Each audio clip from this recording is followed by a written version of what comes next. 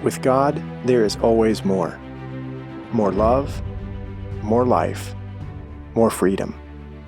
Welcome to Zoe's Exploring More with Michael Thompson. C.S. Lewis once wrote, "Our Heavenly Father has provided many delightful inns for us along our journey, but He takes great care to see that we do not mistake any of them for home." Join me and the team as we explore the kingdom together, discovering the deep truths and offering encouragement for the journey.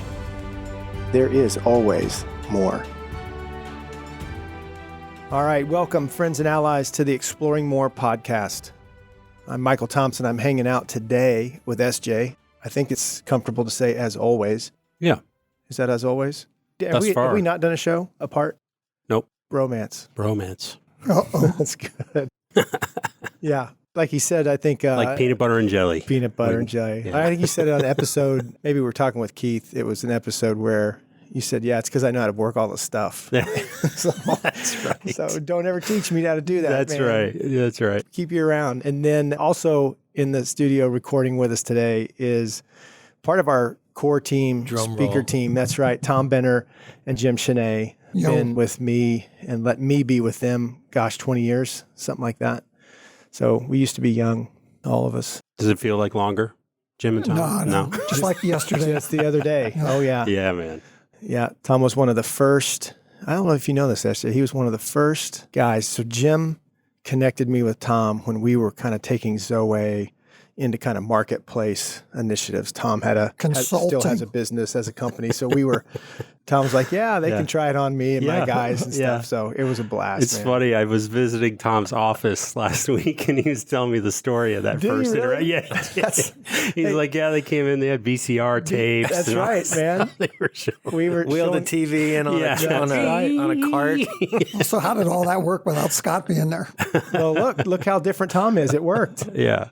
He's still in it 20-some years later. But Keith Daniel was in that group. Yeah. Welcome to all our friends and allies out there. We are going to continue this conversation on when we went through some kind of redefining, reorganizing, like everybody does. Right? Reevaluation. Who are we? What are we about? These 4 pillars came up. So this is a part of the 4-pillar series. And we realized that in the last decade, these were the things that stayed very true in our conferences and things we were writing. It was like we had a base and a space to come back to again and again. And so the 4 pillars, we thought it'd be worth talking about this stuff. Yeah, we started talking about it. We led off with the first pillar and what we consider to be the most important one, which is intimacy, oneness, and connectedness with God. Everything leads back to that. Mm-hmm. So if you haven't listened to those first episodes, listeners, go back and check those out and then come back to us here. I think it really does matter. You've got to hear us talk about, and we're going to do a little bit of a recap here today, but it really is important to understand our perspective in that intimacy with God. I mean, it's tied to everything else. It's the headwaters. Yeah.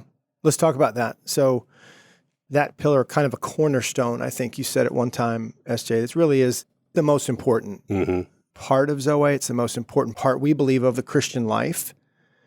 It's what we were made for, intimacy, oneness, connectedness with God.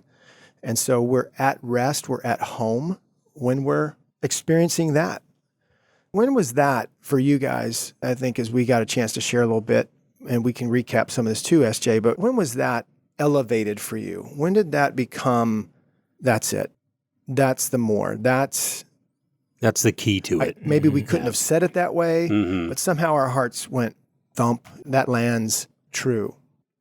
I feel like I lived a good portion of my life believing that God was very involved at the beginning and he'll be very involved at the end. But kind of in the middle, he's sitting back with his arms crossed, kind of watching what's going on, but not very involved. And I felt like I knew he was there, but I didn't really experience him. It was the experiencing God that made the difference for me, and that really came with this message that he designed us to experience him, to live with him. I love that you brought that up. That's a word that is in the website form of this, but it has to be in the conversation of this experiential, experiencing God. Right. I mean, intimacy is an experience. It's an encounter. It's an enjoyment, right? It's a connectedness. And I think, Jim, I agree. I knew that God loved me from all the Bible verses and the brochures and the songs. And that's a good thing. It's really a good thing. But to encounter that for yourself and to feel his love, right? Anybody that says love's not a feeling is kind of got one side of the coin. It is. It can be true that way, but it's more. It's an experience. It's an encounter. And I think that's when we're starting to move into this grand territory that you're talking about, Jim, that we all have experienced in feeling, experiencing, enjoying God's I may love. have acknowledged that love was a feeling, but I didn't acknowledge that it was a very important feeling. Or one that I felt often. Yeah. I was accomplishing the task was what I was focused on, not exploring my feelings. That's good. How about you, Tom? Harkening back to when we started this series, I shared a story of my first real encounter with God. And starting in my last few years of high school and into college, I started to have an orientation towards spirituality. I wanted to know who I was, who's God, how does it all work, and you know how many avenues you have available to go down. So I started exploring a bunch of them. But for me, this idea that God is real, not only real, but you can experience him physically, whether it's just a sensation in your body or an inspiration that he would give you or an understanding or an insight. So mine was, I experienced God for the first time when I came to faith in Christ, and it was very unexpected and very life-changing because it convinced me without any doubt. Number one, this is real. There is something, someone much, much greater than me and anything I've ever experienced before that came to me, actually sought me out and chased me down and tackled me, however you want to call it. And that was the beginning. And now, of course, since then, and I went 15 years in the religious system of Christianity that was very helpful and very good, you know, in terms of laying foundation and understanding a lot about God. But when we started hanging out together and exploring the more, which is what this is all about, I just got on a train that has taken me to more and more places with God than I could have ever imagined. And I think that's what we're advocating is we all need that personally, individually, that connection point where we learn who we really are. That's huge. And we learn more and more. Of course, it's an endless journey to learn who God is. But it is the most exciting thing I think we could ever put our efforts towards because there is effort involved. God will come and tackle us sometimes, but then he wants us to chase him too. Right. We've been doing that and sharing our stories with each other, and so hopefully we can share some more of those and what that has looked like as we've gotten freer and freer from our past, our stories, our woundedness, stuff, our unChristlikeness that the world has molded us into, and we're figuring out ways of cracking out of that shell and getting free, and we love it. That's good. We love talking about it. I think of the time I first came and heard the three you guys speak. At the time, it was a Top Gun weekend, Heart of a Warrior. Pre-Heart of a Warrior, It was a Top Gun weekend is what we used to call it then, and then Michael put all of the thoughts of the team, really, and what God was downloading to him in this book, The Heart of a Warrior. And so we changed the name of the weekend to that. But I remember the first weekend I went, and all three of you were speaking there, and some other team members too. Jay Stott was offering too. But I just remember thinking, I'm not even really sure what you guys are talking about and how much I really even fully understand what you're saying to me. I just know I want more of it. And where I've come to over the 10, 12 years since then, I think that was 2008, might have been 9, again, through your friendship and guidance and teaching at the weekends, which really our friendship has gone to a whole different level since, you know, I joined the team full time and I'm here in Durham now. What I'm realizing is that the more that I was desirous in those first weekends, I don't even know what you're talking about. I want more of it. It's intimacy with God. And what I've learned, and really it's been accelerated over the last few years, is that the thing that is in the way of me being more intimate with God are the closed off parts of my heart. So if my heart's closed in a certain area or surrounding a certain topic or event or thing that happened to me or thing that I did to someone else, then God's not going to come and really kick the door down, right? I mean, he's just going to wait for me to say, God, I want this part of my heart to be open. Yeah, that's true. We're all learning and growing. And one of the exciting things for me lately is just how I pray, how I ask God into my life, and learning to ask him questions, trying to connect with his heart. What is your heart in this situation, Lord? Why did you allow this? What are you trying to do here in this situation? What's your desire for me? Yeah. Instead of continuing to ask him to fix this or do this or that for me. Yeah. I'm asking him what his heart is about this, trying to connect heart to heart. Yeah. Yeah. Which is intimacy, right? That's been a huge, I'd say, shift. I have it in my notes too, Jim. It's moving from, what did you say, kind of the religious system of Christianity, the do's and the don'ts, which are foundational. They're really important. But there is a graduation to intimacy, from service and obedience to really intimacy, faithfulness, more relational terms, connecting, conversation.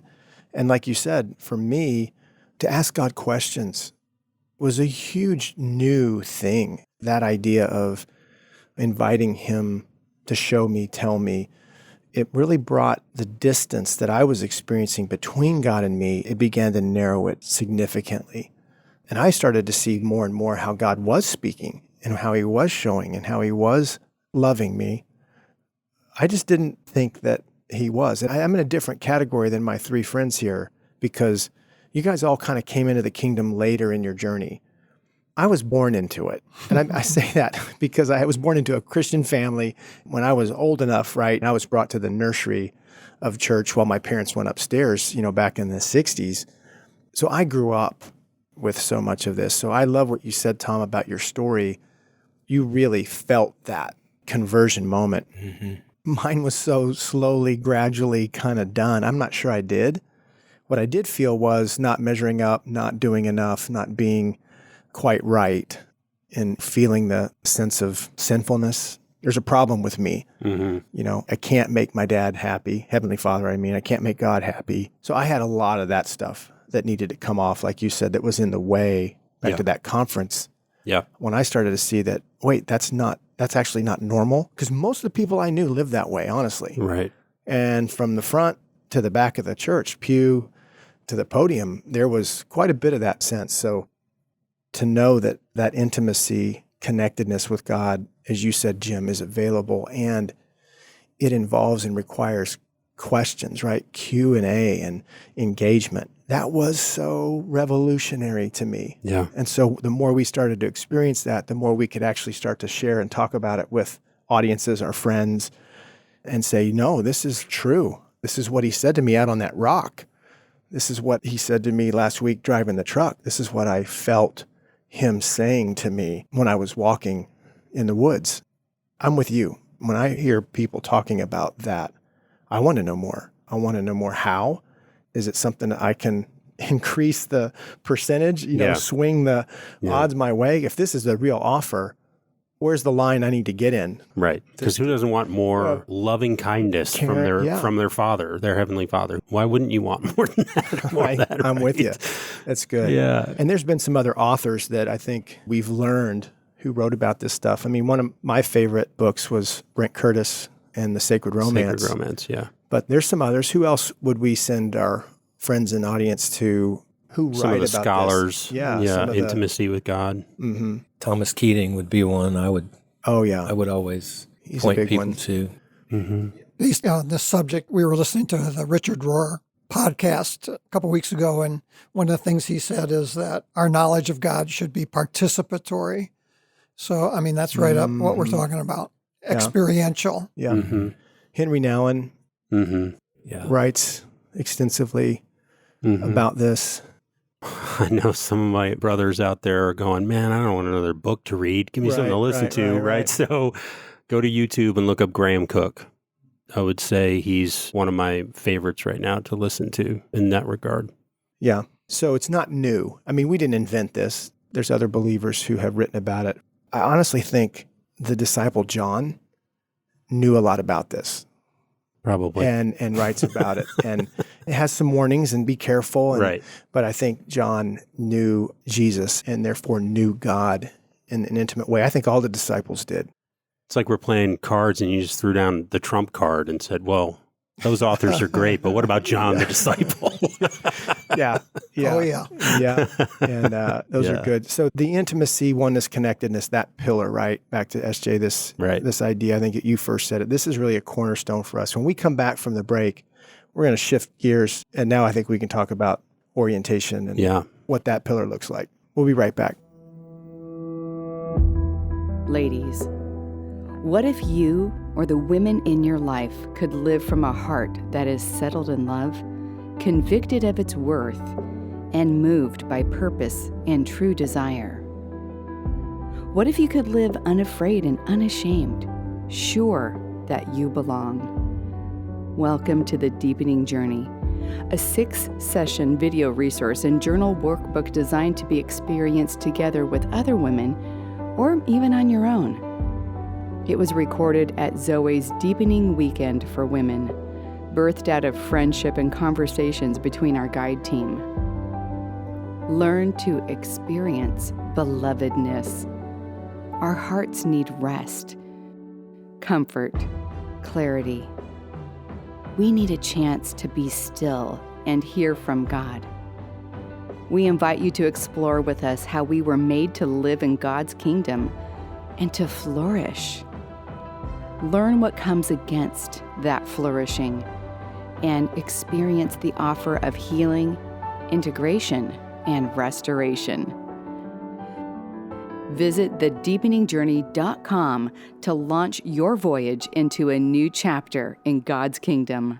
All right, welcome back to the Exploring More podcast, hanging out with SJ, Tom, and Jim, and we're talking about the 4 pillars, kind of revisited the cornerstone, intimacy, oneness, connectedness with God. And now let's revisit a little bit SJ, orientation and the importance of what does it mean to be an oriented man? Yeah, that's a great question. What we say is that it's a person, a man, a woman that knows who they are, where they are, and the good that God's up to in their life. So belovedness, you're a beloved son, a beloved daughter. Yeah.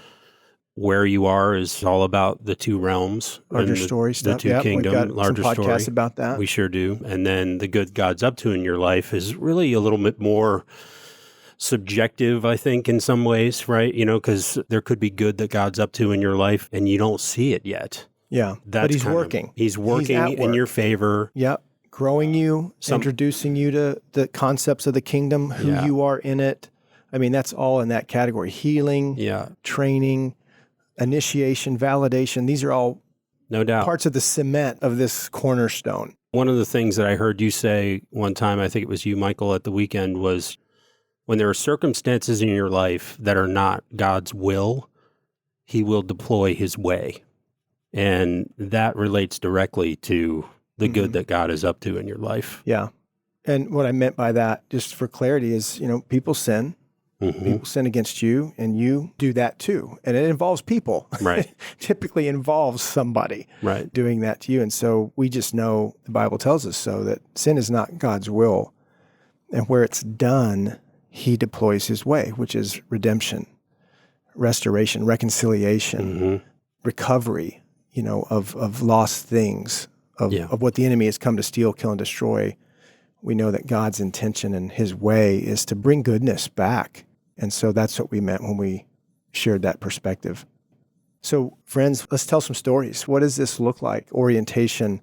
When was a time that either started for you or maybe even really recent? When's a time that this idea served you well, where you recognized, what's that old Farmers commercial? We know a thing or two because we've seen a thing or two. Yeah, the experience, you've experienced this to some degree, and it actually encouraged you or comforted you. Yeah, I'm not what I used to be. I see this now. I'm starting to see this. Or I have seen this, and I'm seeing it at a deeper level. What do you think, Tom?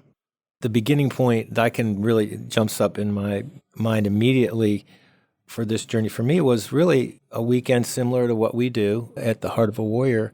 where we have a session where we talk about the wounds that we've all encountered and been victims of, so to speak.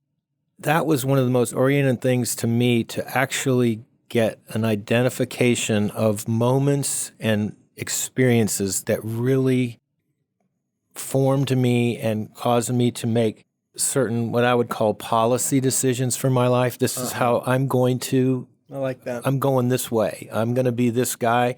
It's not even so much conscious as just slowly forming. You learn, if I do that, it didn't work. I got embarrassed. I said something stupid. And so now I'm going to be very calculated in what I say and do. And learning about ourselves, our false self, our formed self is so foundational to orientation, because one of the big key coordinates is knowing who you're not. Oh, no and doubt. that is Great point. That will point us to what we became, and also the false self session that we do, where we discover how am I hiding, what am I proving, those kind of areas. So as we started to explore all of that, for me, I discovered that I was a very shy, withdrawn person, and the reason for that was more just to avoid being embarrassed, avoid reaching out to someone and being rejected. So this fear of somebody rejecting me was pretty core. And, as we tell stories throughout these sessions, I can tell you I'm a different person today because of the work that we've done together, all the places we've gone and all the explorations and all the conversations. When I started to understand what caused that, and I did some of the hard work of going back into those stories and forgiving and asking questions, and then seeing it pop up in my life here in different circumstances, it's been so freeing to know that it's so much reduced. It's so less. It's not part of who I am or who I identify with anymore. But the beginning part was really of God saying, do you understand why you feel this way, why you have felt this way and lived this way for so long? And for our listeners, I would say to any of you that struggle with certain fears, whether they're socially related or career related, or that have a constricting effect in your life, that is not a life sentence. And we never want to freeze frame ourselves in a certain place where we know God has something more. God wants to bring us out. Michael is a great tool of God in this regard. And that is that he'll see a guy who's in the ditch of his life. He doesn't know who he is. He thinks he's one thing. And Michael will say, well, that's not true. Or I see something more. Or, hey, let's talk or let's hang out. Who told you that? Yeah, let's develop a relationship. And this doesn't have to last at the same level forever, because you can't obviously do that. But I've seen him do that with so many people. Just get them out of the ditch so they're connected to the source. And then they can, okay, now I got this. But somebody typically needs to reach out and say, hey, I can help you with that. Yeah, broker that. You're going to be okay. That. It's going to be okay. Do the exploration. And then, of course, the life-giving and exchanging experience of sharing that stuff with another man or friends or couples, and we've done that as couples. Your wives know my story. Right. You know what I mean? And I know theirs, and that's very helpful. That is good. I love what you said about policy. Yeah. I want to make sure the listeners picked up on that. We'll have to take that into some of our next seasons as we share with guys. But yeah, what's a policy? This is what happened. All right, I'm going to create a policy so that doesn't happen again. Here's a sign, here's a warning, here's policy. This is what I'm going to live by now. As you were saying that, those mostly aren't good things. No. And so they're very restrictive things. And in your orientation, you needed to bring those to God in a unique way. And I like what you said, Jim, about as they come up, you're like, what is this? I mean, that's an oriented man's question. The fact that he doesn't know what it is or that he's asking God what it is, that is actually proof that he is oriented. He's going to his Father to say, this doesn't seem right. This doesn't feel good. Why am I afraid? Or why am I so mad? Yeah, that's another big one. Those are men on why do I get offended so easily? Right. Why do I want to kill this person? Why do I hope to avoid them? And so with people, right, that's where some of this goes down. I had one just the other day.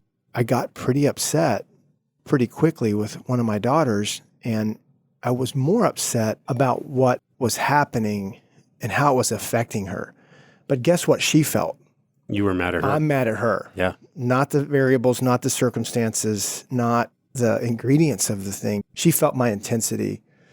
So I asked God about it because she said, Dad, why do you always do that? And there's that always. Okay, now I'm really interested. I mean, a couple key radar bogeys are incoming, right? Yeah. I came down pretty quickly, apologized, but I didn't know what so much of that was about. And so I asked Jesus later about that.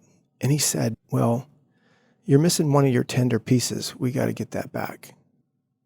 I was so wonderfully surprised and hurt that there's a tenderness in me that's missing. You know, now I'm on a quest with him. Well, where is it? Where's it locked away? Are there batteries for this? Can you just plop them in? Yeah. Is it behind a locked door somewhere? Right. Yeah. And I think the answer to that kind of is yeah. Yeah. So you've said it before, like this kind of training, you go, so we're going to find a tender place so I can be more tender. Yay. It's kind of like, but I want that. In my heart of hearts, I do too. Yeah. I don't want that frustrating guy, that thing coming up and people in my family or my friends misunderstanding. That's not good. So I know what will serve me and them better is if I can, Jesus, I do want to find this. I want to find where it left me and I want it restored back to me. I'm in. Yeah. And that's back to this orientation, who I am. I don't want a piece missing.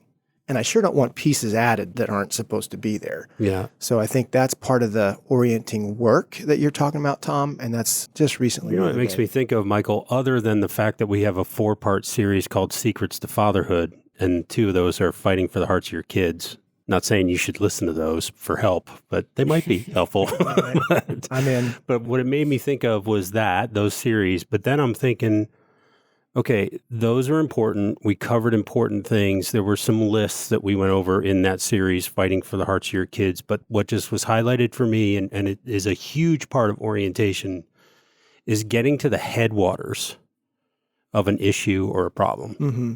You can, and I've done this, I would say with certainty, every person has done this at one point or another, just kind of tried to white knuckle their way to what they're supposed to be. Like you're supposed to be more tender with your kids. So I'm going to, white knuckle it and make it happen somehow and try to follow this list of ways to be tender. Yeah. Read books that I heard at church or read in a book or heard on Oprah or whatever.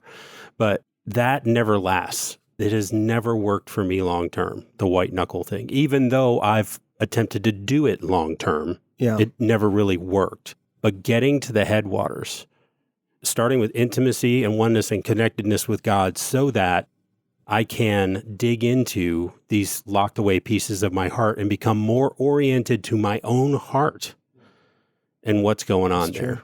Mm-hmm. I agree. More information. I really don't need it at this point. I could read some books on it and listen to some speakers on it. What I know is where I'm at with this one is walk with God. Mm-hmm.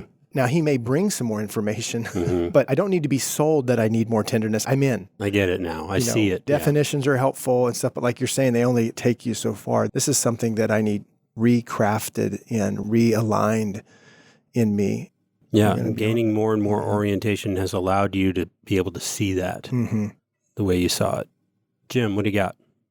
Where I have my most tender, meaningful communications with God seems to be on my walks. You just mentioned walking with God. I'm talking about literally walking with God in the morning.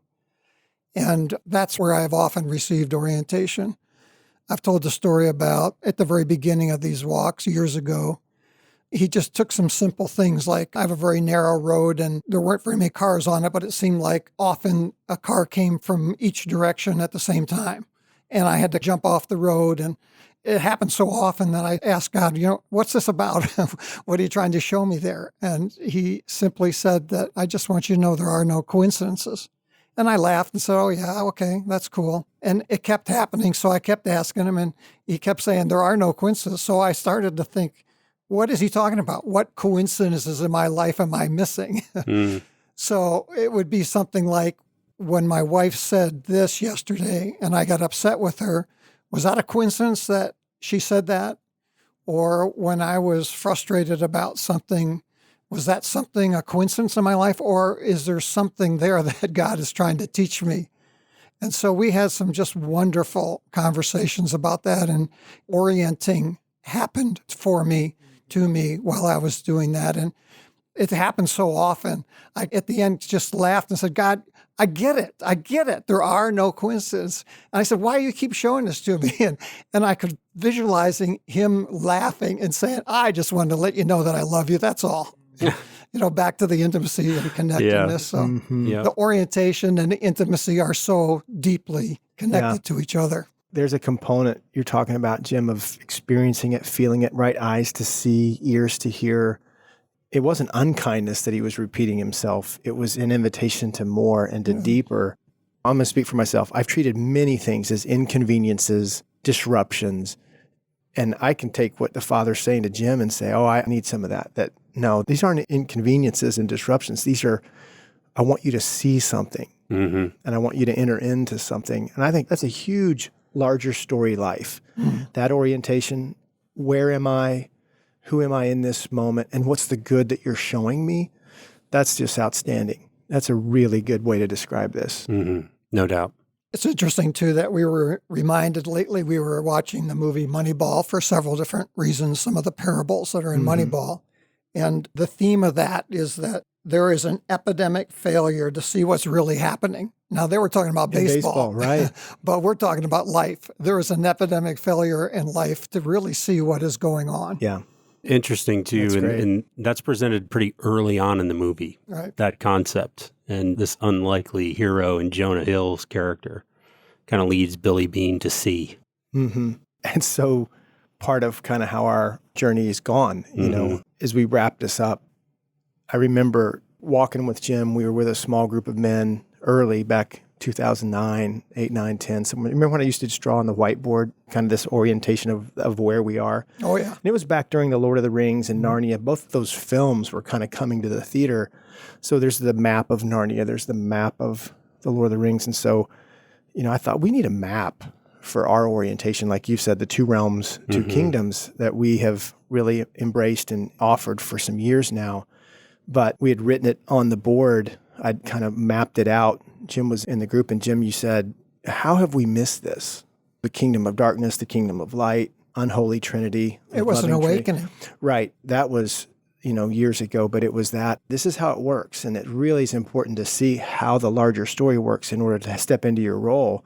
And that's where Search and Rescue came from. The first book in 2011, it was about an orientation. The larger story you're in, and the life and the love that's looking for you, like you said, Tom, how God is coming after. What'd you say, tackle? He's there to tackle us. So this is far more of a conversation than a podcast can handle, but hopefully this can be an invitation to explore more, right, in this idea of orientation. On the website, we have all kinds of resources we've put there for orientation, the free downloads. Oh, you're bringing up the map? Go ahead. The map that Michael's referring to is up on our store for free. It's zoeoutpost.com, zoeoutpost.com, and then it's /2 realms, 2 kingdoms map, and that's all hyphenated. TWO-realms-TWO kingdoms map. Or if they just go to zoe.org and do the search thing and type in map. Yeah, if you go, well, you'll have to go to the store, go to zoeoutpost.com, check it out, and search for it there. But if you pull up the map there, go to free resources. I think there's more than 30 free resources on the website right now. Yeah, that's a great place to go. So just want to encourage you that these pillars are connected, right? This is intimacy, oneness, and connectedness with God. If you experience that, what will that do? Well, it will orient you. Bring you orientation. You'll get orientation, right? Who you are, where you are, and the good that God's up to in your life through the intimacy with him. The next show, we're going to talk about, well, what does that produce? It produces a certain kind of man, a kind of woman, a beloved son, a beloved daughter who lives like Jesus does, right, with nothing to hide, nothing to prove, and nothing to fear. And that's what we want to talk about on the next show. I could take some of that. Yeah, I'll take some more. Yeah. Amen. Thanks, Tom and Jim, for being here with us today. Listeners, if you have questions or comments, anything else you want to share with us, shoot us an email at exploringmore@zoe.org. If you would leave us a rate review or just share our program with your friends on your podcast platform of choice, that would really help us out. Thanks to Brooke and Serena, our awesome sound engineers. for making us sound so good, and we'll see you next week. We hope you have enjoyed this episode of Exploring More. The landing page for this podcast is zoe.org/podcast. That's ZOWEH.org/podcast, where you can find the show notes and various platforms to which we broadcast. You can also find us and the Life of More by visiting Zoe on YouVersion Bible app, Right Now Media, our Facebook page, and Zoe on Instagram and Twitter. Remember, with God there is always more, and you were made for more.